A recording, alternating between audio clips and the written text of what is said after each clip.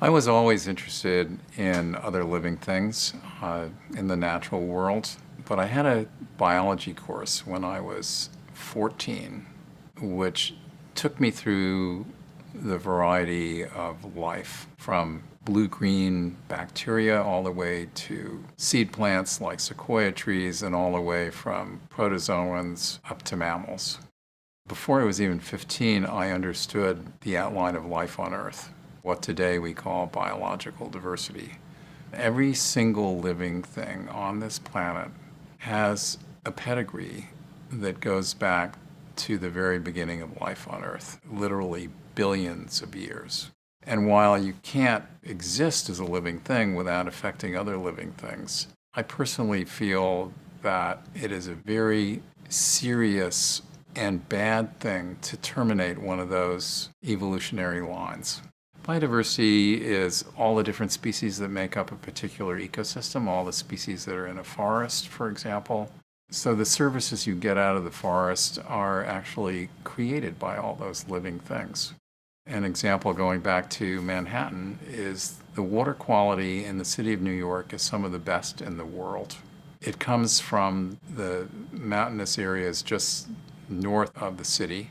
And I can remember coming back from college and having my first drink of water and, that really tastes good.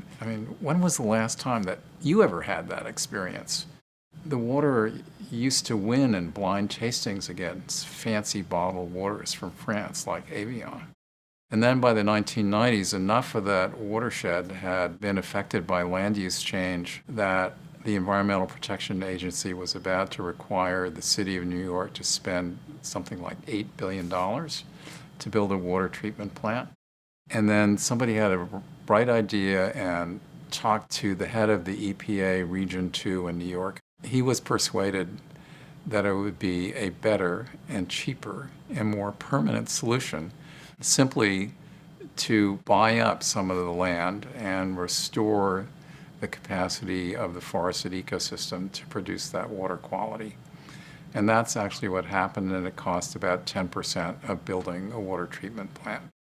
So that's a great example of how biodiversity provides huge benefits called ecosystem services. It's clean air, clean water. But another important thing to think about is that each organism, and collectively all the organisms in a given species, represent a set of solutions to a set of biological challenges. And any of those at any particular point, when combined with the lens of science, can actually transform human existence. In the middle of the Amazon, there's a big nasty viper called the bushmaster. It causes its victims' blood pressure to go to zero forever. So what could that possibly be worth? The venom of a nasty snake in a faraway forest. That led to a discovery of a system of regulation of blood pressure, and that in turn led to development by the Squibb company of the first of a series of compounds that actually work on that system. And those are what are known as ACE inhibitors, and today hundreds of millions of people around the world live longer, healthier, and more productive lives because of that particular capacity of that particular species to address a certain important part of the challenges in its life. You need to think about biological diversity not only as fascinating and beautiful and thrilling, but also as a giant library about the life sciences. That's why biological diversity is so important. But what is happening to it? Because we're social primates and we get really fixed on each other and tend to sit around, I like to call it mutual grooming, we are really running down the biological diversity of the planet. Extinction rates are probably approaching 1,000 times the normal rate. And as you know, there are always new species coming into existence, but other ones naturally being lost. But we've elevated that to 1,000 times the normal rate. Why is biodiversity so sensitive?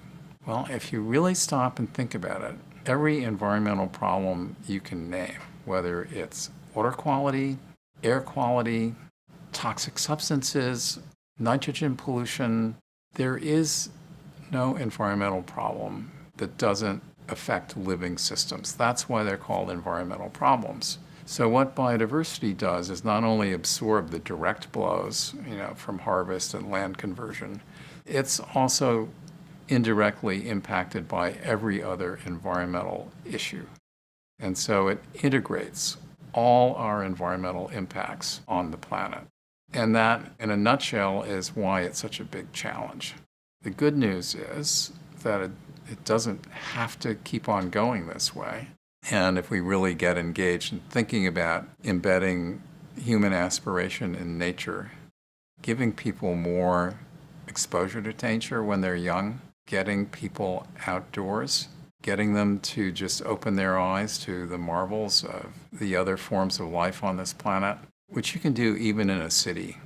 You can do that in a little half-acre abandoned piece of a city which is growing back, or go to more formal places like botanical gardens or zoological gardens.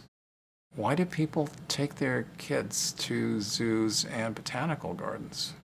Well, the really interesting thing is that more people go to zoos in the world than go to all major sports events combined. So there is a natural fascination and affinity in other forms of life, but we have to sort of kick ourselves out of our self-centered myopia with our fellow human primates and open our eyes to these other extraordinary things. Like there is an unbelievably fascinating damselfly that was in my kitchen this morning, flown in last night. I had a bunch of people for an evening discussion about dealing with the CO2 issue. And I'd never seen anything like that before. It was just beautiful. So if we give people exposure to the fascinating variety of life on Earth, I think in the end it will end up with a much better soft landing, both for the rest of life on Earth, but also for humanity.